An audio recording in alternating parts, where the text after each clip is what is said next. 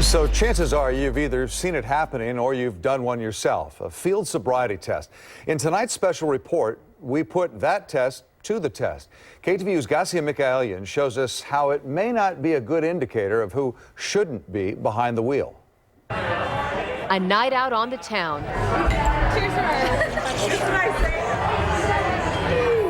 And you could end up here. But whether you were drinking or not, some say the field sobriety tests used every day throughout the state are outdated and flawed.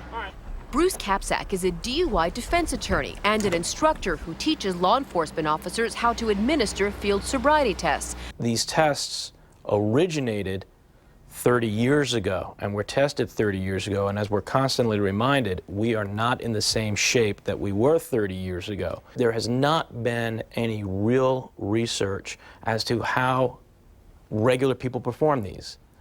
Kapsack also says the field sobriety tests don't tell an officer whether or not someone has alcohol in his or her system, and says they give no indication of a person's ability to drive a car. He showed us this video of a stop in Marin County.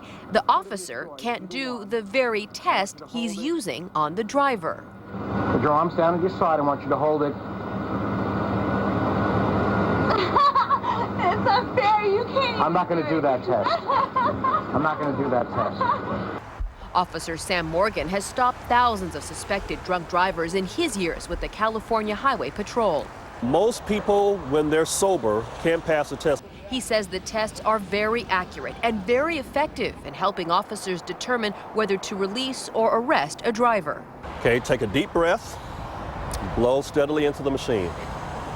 To test the test, I blew into a preliminary alcoholic screening device, what people commonly refer to as a breathalyzer. And just registered .000, so I guess for you that's good. Yeah. Then 10 minutes later, we were back in the office of Bruce Kapsack. He put me through two commonly used field sobriety tests. If I was grading this, you would have failed miserably. 1024, 1025, 1026, 1027. Okay, that's good. You would have failed that test as well for putting your foot down. We went to the Marina District and gave a very unscientific version of those commonly used sobriety tests. And you lift 1 foot off the ground about 6 inches. To several people we stopped on the street. 1029, 1030. Wow. Harder than you thought? Very much. It's harder than I thought. I've just been drinking water. 28, 1000, 29, 1000, 30, 1000. That's a workout.